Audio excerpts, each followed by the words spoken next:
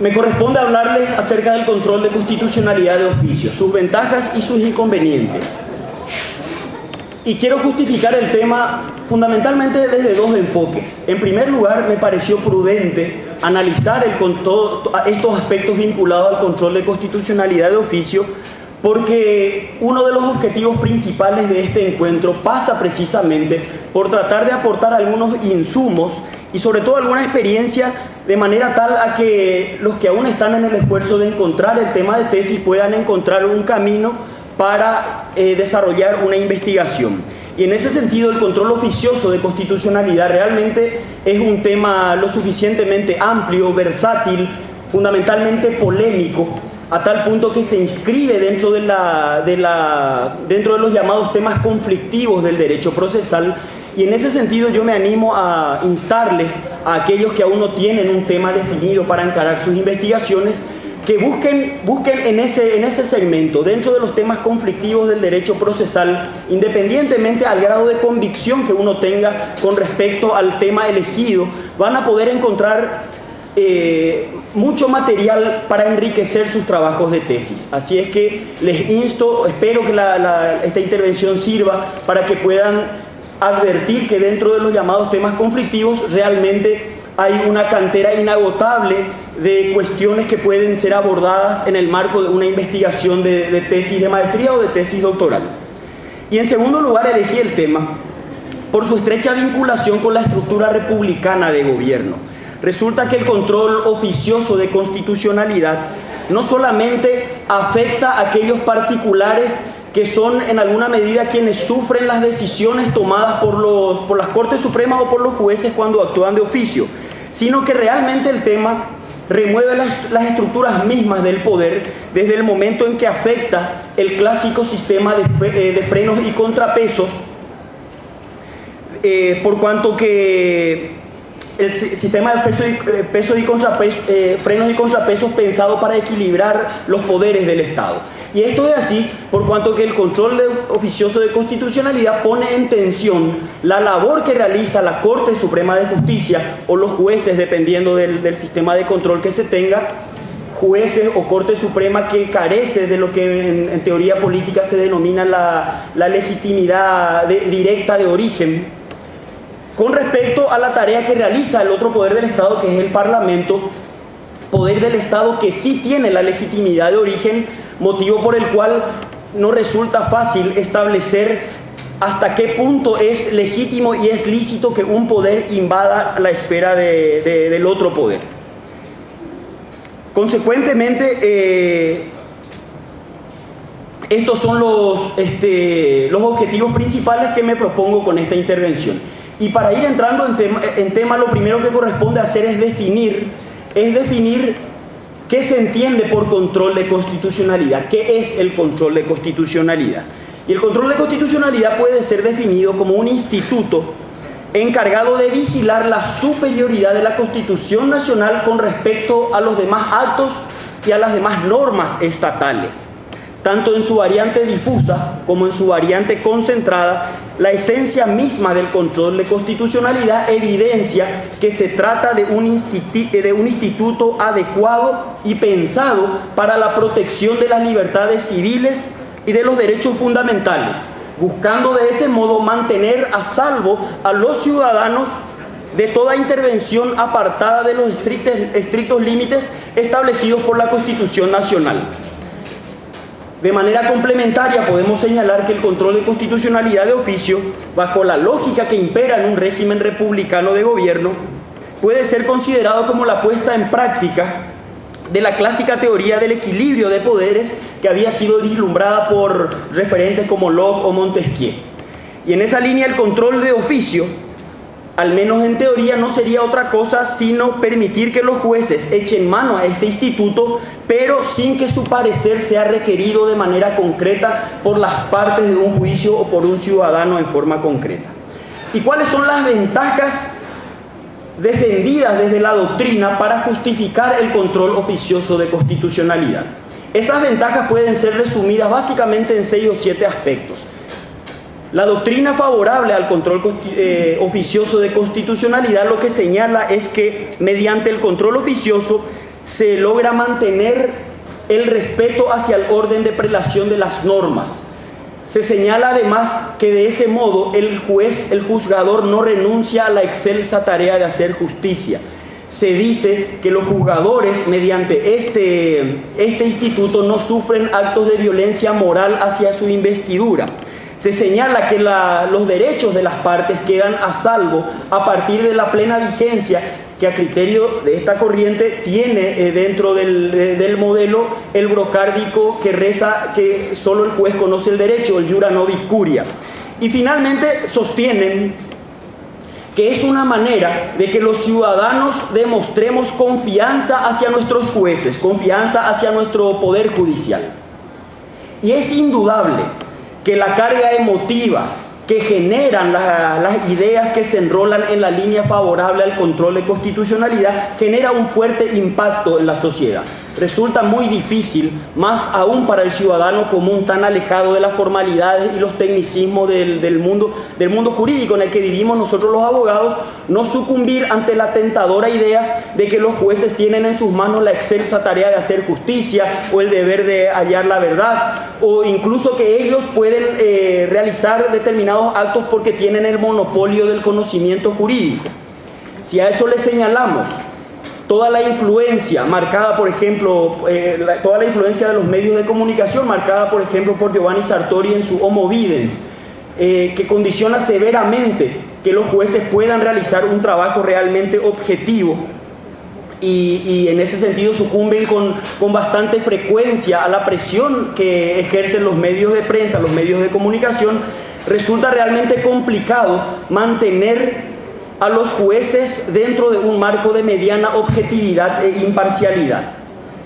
Sin embargo, más allá de la seductora carga de ideas que justifica el control de constitucionalidad de oficio, entiendo yo que no podemos renunciar a analizar el funcionamiento de este instituto, pero a partir de los postulados que sostienen un régimen republicano de gobierno.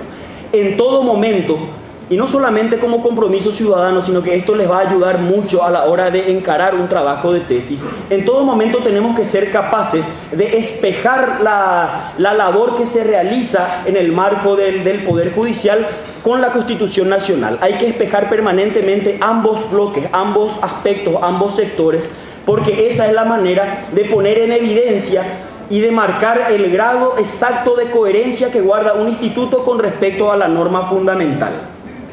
En ese sentido, lo primero que debemos recordar, y esto ya había sido enfatizado por los federalistas al momento del debate de la Constitución norteamericana, Hamilton, James, Madison, habían señalado claramente que el concepto de república nace como una suerte de antídoto contra toda forma de concentración autocrática del poder. Ese es un rasgo fundamental para que podamos medir el grado de coherencia del control oficioso de constitucionalidad. Y en esa misma línea, siguiendo por ejemplo a juristas de la talla de nuestro querido maestro Héctor Granillo Fernández, vale remarcar que una república se encuentra caracterizada por una profunda desconfianza hacia toda forma de poder concentrado.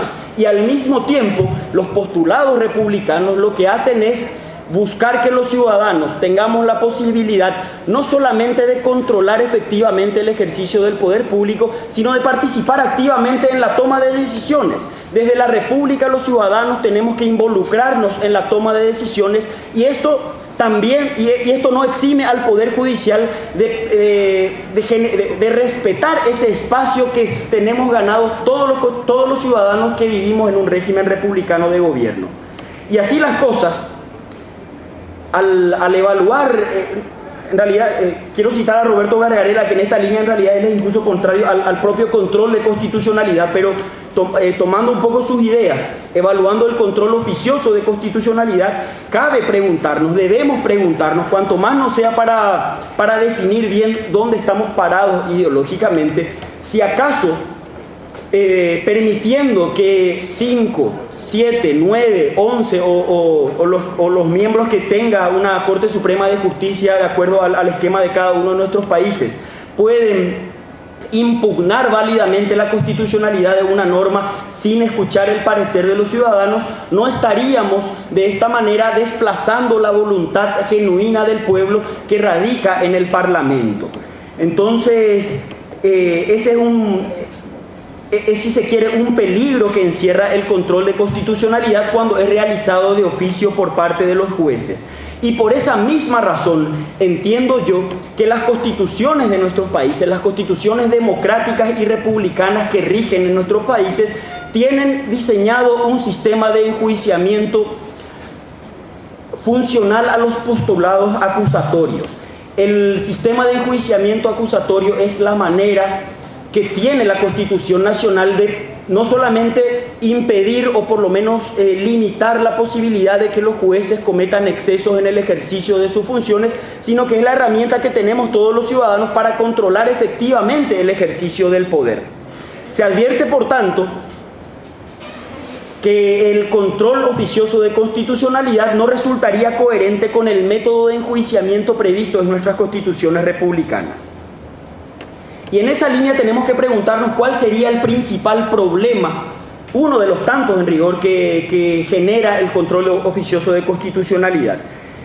Y el principal problema es que no se logra advertir que el control de constitucionalidad, y particularmente el control oficioso de constitucionalidad, es fundamentalmente un control político, es ante todo un control político. Sobre esta base, prestigiosa doctrina encabezada entre otros por Alexander Bickel, han estimado incluso que el control de constitucionalidad constituye una verdadera anomalía dentro del régimen republicano desde el momento mismo en que es ejercido por jueces que carecen de la legitimidad de origen, la legitimidad directa de origen, y que además no están exentos de incurrir en abusos en el ejercicio de sus funciones. Y para ir cerrando, yo quiero preguntarme cómo es que se llegó a esta distorsión del instituto, de un instituto pensado como salvaguarda de los derechos y garantías que tenemos todos los ciudadanos. La razón principal por la cual hoy existe una corriente importante que justifica el control de constitucionalidad, entiendo yo que se ha dado porque se han apartado de las fuentes, se han apartado del origen, de la fuente misma de este instituto, y han acomodado, como voy a tratar de mostrarles en un momento, el valioso precedente a partir del cual se gestó el control de constitucionalidad a la medida de sus intereses de poder.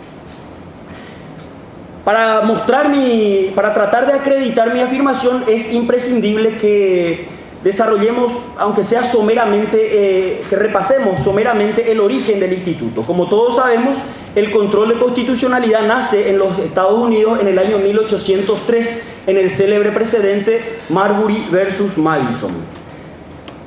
Precedente que fue gestado a partir de la labor del juez Marshall.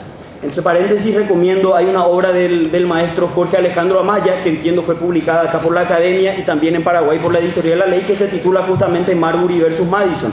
Esa obrita está a disposición de todos y es muy interesante a la hora de evaluar este tipo de análisis. La historia enseña que en el año 1801, unos días antes de abandonar el poder, el presidente Adams había aprobado la designación de una cantidad importante de jueces federales. Entre ellos se encontraba William Marbury. Sin embargo, el presidente que sustituye a Adams en la presidencia de los Estados Unidos, Thomas Jefferson, cuando asume el cargo, lo primero que hace es ordenarle a su secretario de Estado, que era James Madison, que no remita los nombramientos gestados por su predecesor. A raíz de ello, Marbury promueve una acción ante la Suprema Corte, fundado en una ley de 1789, por la cual el Parlamento le autorizaba expresamente a la Corte a emitir órdenes, a emitir mandatos directos a la Corte contra cualquier funcionario del Estado. De esta forma, Marbury lo que hizo con su accionar fue verdaderamente un acto de contrapeso hacia la decisión que había tomado el Poder Ejecutivo. Y en este punto, me permito yo con vuestra indulgencia hacer un análisis no tanto de la cuestión jurídica, sino de los pormenores anecdóticos, si se quiere, que gestaron este valioso precedente. ¿Por qué? Porque estos hechos muchas veces son deliberadamente relegados a la categoría de anécdota para ocultar cuál es la esencia, cuál es la génesis, cuál fue la filosofía que inspiró este instituto.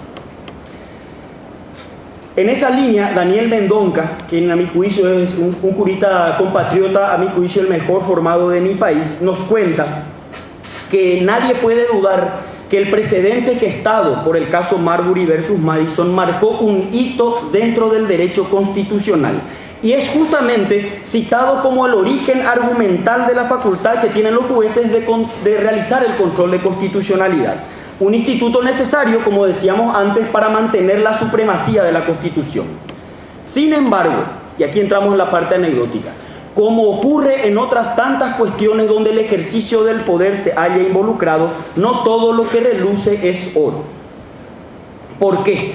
Porque si analizamos los hechos que desembocaron en aquel célebre precedente a la luz de los pormenores políticos en los que transcurrieron, vamos a advertir que todo el entorno previo a Marbury versus Madison no tiene nada que envidiar a los hechos que hoy son característicos de las devaluadas democracias del tercer mundo.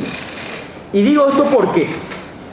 Porque en el año 1801, el presidente Adams, pierde su reelección frente a Jefferson. Acababa de producirse una vacante en la Corte Suprema de Justicia que Jefferson pensaba llenarla con un partidario suyo. Sin embargo, en una hábil maniobra, Adams, antes de dejar el cargo, se le adelanta y logra que Marshall sea designado para ocupar el cargo vacante en la Corte Suprema de Justicia. Lo que la historia omite contar es que en ese momento Marshall, quien fue juez de la Suprema Corte, oficiaba de secretario de Estado del presidente Adams y no asume el cargo en la Suprema Corte Suprema de Justicia, sino hasta después de fenecido efectivamente el mandato de Adams. Es decir, siguió siendo secretario de Estado. Poco antes de entregar la posta en el poder, Adams, como habíamos dicho, fundamentalmente para favorecer a su equipo, a sus partidarios, logra la creación de una cantidad de cargos judiciales. Y el propio Marshall, actuando aún como secretario de Estado, estuvo firmando esos nombramientos que no pudieron ser remitidos. Amaya cuenta, entre paréntesis, tanto entre gallos y medianoche se gestó esta maniobra que estos jueces son conocidos justamente como los jueces de medianoche. Pero no se logra coronar el proceso, y no se logra coronar el proceso porque Madison no le alcanza el tiempo para remitir los nombramientos. Consecuentemente, cuando Jefferson toma la posta, nombra como secretario de Estado a Marbury y le ordena que no emita los nombramientos, que eso quede en stand-by, es decir, que los partidarios del presidente saliente no puedan ocupar sus cargos judiciales. A raíz de ello, Marbury promueve la acción ante la Suprema Corte y lo hace precisamente ante el juez Marshall, que había sido el que estaba nombrando los mismos nombramientos en los cuales hoy Marbury amparaba sus derechos. Reitero, la petición estaba fundada en una ley del año 1789 que facultaba expresamente a la Corte a emitir órdenes a cualquier funcionario de los Estados Unidos. ¿Qué hace Marshall cuando se encuentra con este problema? Por un lado dice que él no podía descalificar los nombramientos en los cuales había actuado, porque eso sería, reconocer que había trabajado al margen del sistema. Pero por otro lado, y ese es el olfato que muchas veces le falta a nuestros políticos, se da cuenta que de dar curso favorable a la petición de Marbury iba a generar realmente un conflicto político con consecuencias realmente cuanto menos peligrosas, iba a dañar la institucionalidad. ¿Por qué? Porque iba a generar un enfrentamiento directo con el Poder Ejecutivo, en este caso con el presidente Jefferson. Y como consecuencia de ello, lo que hace Marshall como juez es declarar inconstitucional la ley que le facultaba a emitir las órdenes a cualquier funcionario de los Estados Unidos, particularmente al presidente, en este caso, o al secretario de Estado.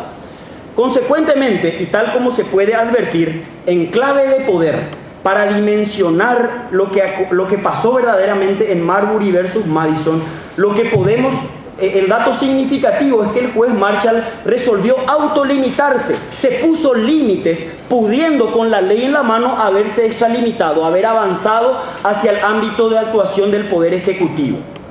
Sin embargo, en la actualidad, los partidarios del control oficioso de constitucionalidad se amparan en este valioso precedente, pero no para autolimitarse o autorregularse, sino que al contrario, para desbordar los claros límites que siempre están marcados en la Constitución Nacional, a partir, entre otros, del sistema de enjuiciamiento acusatorio.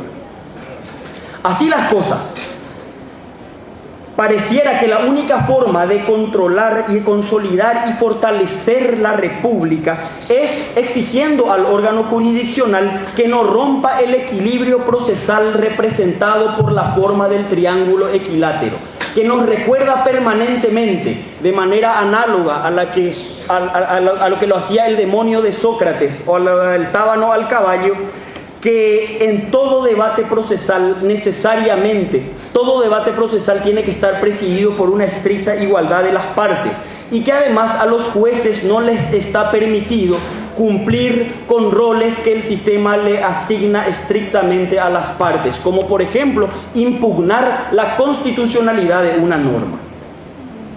Para terminar quiero dejar dos ideas que ayer fueron expuestas brillantemente por el profesor Ventolila.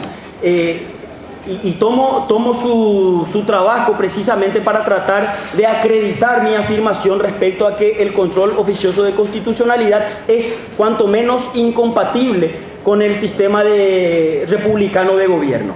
Decía ayer el profesor Ventolila que tenemos que tratar de hacer el esfuerzo en el plano abstracto de establecer marcos teóricos, y él hablaba de un marco teórico primario, un marco teórico de primer nivel, que en el caso concreto del control de constitucionalidad estaría dado por la República.